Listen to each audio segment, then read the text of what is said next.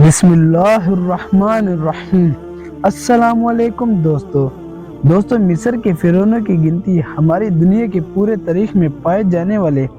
سب سے طاقتور اور سب سے اثردار بادشاہوں کے ساتھ کی جاتی ہے۔ یعنی ہسٹری کے ایسے حکمران کہ جن سے زیادہ طاقت اور جن سے زیادہ دبدبہ اس دنیا میں کوئی بھی نہیں رکھا کرتا تھا۔ آپ کو بتاتا چلوں کہ ہزاروں سال پہلے مصر پر حکومت کرنے والے اتنے زیادہ طاقتور ہوا کرتے تھے کہ یہ جب چاہتے کسی بھی بے گناہ انسان کو بڑی بے دردی کے ساتھ قتل کر دیا کرتے تھے، اور وہیں دوسری طرف کسی ظالم اور خطرناک انسان کو اپنی سلطنت کے ایک بڑے عہدے پر بٹھا دیا کرتے تھے۔ یعنی یہ لوگ پورے کے پورے مصر کے سفید اور کالے کے مالک مانے جاتے تھے۔ ان کی انگلی کے ایک اشارے پر ہزاروں لوگوں کو ایک بار میں ہی قتل کر دیا جاتا تھا، اور ان کے لیے ایک اشارے پر ہی بہت سارے فقیر لوگوں کے لیے بڑے بڑے خزانوں کے دروازے بھی کھول دیے جاتے تھے۔ دوستو، مصر کے ان حکمرانوں کے پاس وجود اسی بے انتہا طاقت کا ہی نتیجہ تھا کہ ان میں سے بہت سارے فرعونوں نے اپنے خدا ہونے کا بھی دعویٰ کر دیا تھا۔ یعنی یہ لوگ اپنی عوام کو اس بات پر مجبور کیا کرتے تھے کہ ان کی عوام نہ صرف ان کو اپنا خدا مانے بلکہ ان کی عبادت بھی کرے، کیونکہ ان لوگوں کو یہ ماننا تھا کہ اب ہم ہی ہیں اس زمین پر کہ جو کسی بھی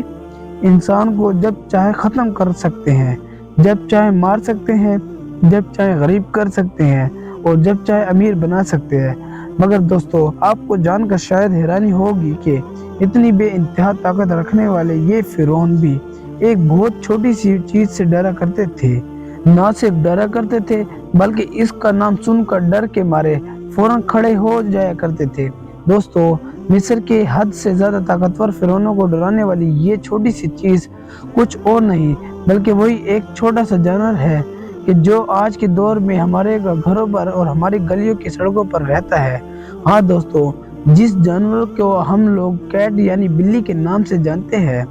بلی جیسے ایک چھوٹے سے جانور میں دنیا کے ایک بڑے علاقے پر راج کرنے والے حد سے زیادہ طاقتور فرعونوں کے دماغ پر اپنا ڈر بٹھا رکھا تھا۔ اب آپ میں سے سبھی لوگوں کے دماغ میں یہ سوال بھی ضرور آ رہا ہوگا کہ آخر اتنی زیادہ طاقتور ہونے کے باوجود بھی یہ فرعون ایک چھوٹے سے بلی جیسے جانور سے کیوں ڈرا کرتے تھے؟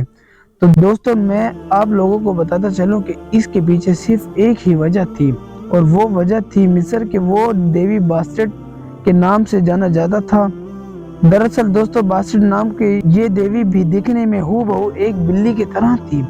مصر کے لوگوں کی طرف سے ان کی اس خاص دیوی کو سورج کے دیوتا کی بیٹی مانا جاتا تھا۔ اس کے علاوہ اس دیوی کو بادشاہوں کے محافظ بھی مانا جاتا تھا۔ ایک دور تھا کہ جب مصر میں شاید ہی کسی اور جانور کو اتنی زیادہ ویلیو اور اہمیت دی جاتی تھی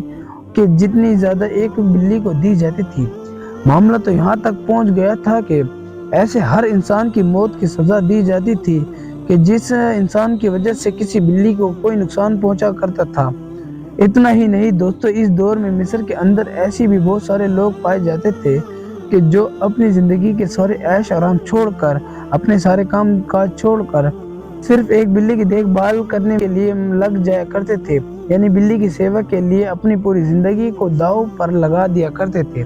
اور ان کے اس کام کو مصر کی پوری سوسائٹی میں بہت عزت کی نظر سے دیکھا جاتا تھا۔ دوستو، اس دور میں جب کبھی بھی مصر کے کسی بھی گھر میں کسی بلی کو موت ہو جایا کرتی تھی تو اس گھر کے لوگ بہت زیادہ ماتم بھی منایا کرتے تھے۔ بلی کی موت پر گھر کے لوگ ماتم منانے کے لیے اپنی آنکھ کے اوپر موجود بالوں کو بھی پوری طرح سے صاف کر دیا کرتے تھے، اور یہ بال جب تک ایک بار پھر اپنے پرانے حال پر نہیں آ جایا کرتے تھے تب تک اس گھر میں یہ ماتم جاری رہتا تھا۔ دوستو، ویسے تو یہ دیوی کی جو دکھنے میں بالکل بلی کی طرح تھی، اس کی عبادت مصر میں بہت پہلے سے ہی کی جا رہی تھی، مگر اس کو سب سے زیادہ بڑھاوا اس وقت ملا کہ جب 1945 میں شوشن فرسٹ نام کے ایک براؤن نے اپنی اس پیاری اور عزیز دیوی کے نام پر ایک نیا شہر آباد کرنے کا فیصلہ کیا۔ آپ کو بتاتا چلوں کہ اس فرعون نے نہ صرف اپنی دیوی کے نام پر ایک عالیشان شہر آباد کیا تھا بلکہ اس کو اپنی سلطنت کی ملکہ بھی بنا دیا تھا، اور پھر کچھ وقت کے بعد اسی بڑے اور عالیشان شہر میں ہی اپنے اسی دیوی کے نام پر ایک بڑا سا اور خوبصورت مندر بنانے کا بھی فیصلہ کیا ہے۔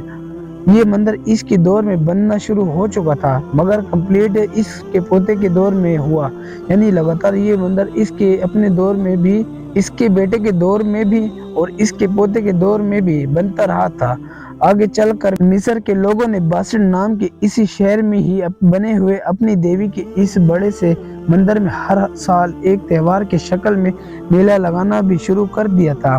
स्ट्रोन की माने तो ये मिस्र का इस दौर का पूरे साल का सबसे बड़ा त्योहार भी हुआ करता था। एक ऐसा त्योहार जिसमें लगभग 7 लाख लोग इकट्ठे हुआ करते थे। दरियाई नील के करीब में लगने वाले इस मेले में हद से ज्यादा शराब भी पी और पिलाई जाती थी। इतना ही नहीं, शहर के सबसे मेन मंदिर के अंदर बेशुमार जानवरों की कुर्बानी भी दी जाती थी। इंटरेस्टिंग बात यह है कि देवी के बहुत सारी बिल्लियों के सामने इनसे कई कई गुना बड़े जानवरों को कुर्बान कर दिया जाता था और फिर इन जानवरों की बॉडी का सबसे अच्छा गोश्त इन बिल्लियों को खाने के लिए दिया जाता था। इतना ही नहीं, 200 साल के सबसे बड़े लगने वाले इस मेले में मिस्र के अलग अलग इलाकों से बेशुमार औरतें भी आया करती थी, क्योंकि इस देवी के बारे में मिस्र के लोगों का ये भी मानना था कि ये लोगों को औलादों से बहुत जल्दी नवाज देती थी। दोस्तों, मिस्र के लोगों का बिल्ली के साथ ये मोहब्बत भरा रिश्ता हद से ज्यादा पुराना माना जाता है। यही वजह है कि मिस्र की बहुत सारी अफसानवी कहानियों में भी बिल्ली का बहुत ज्यादा जिक्र किया गया है, जिस सब में बिल्ली को एक हीरो के तौर पर पेश करने की कोशिश की जाती है। मिस्र की सबसे मशहूर अफसानवी कहानियों में से एक कहानी में बिल्ली को एक ऐसे हीरो के तौर पर दिखाया गया है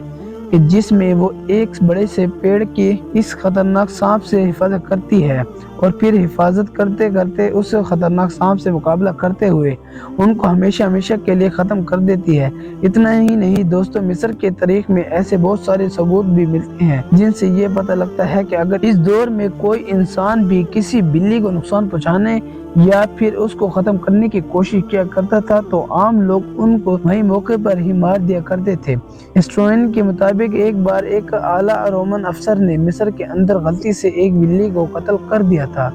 जिसके बाद हुआ ये था कि मिस्र में रहने वाले आम लोग खुद से आग बबूला हो गए थे। आहिस्ता आहिस्ता लोगों ने इकट्ठा होना शुरू किया और फिर उस भीड़ ने इस रोमन आला अफसर पर हमला कर दिया। इसकी इतनी बुरी तरह से पिटाई की गई थी कि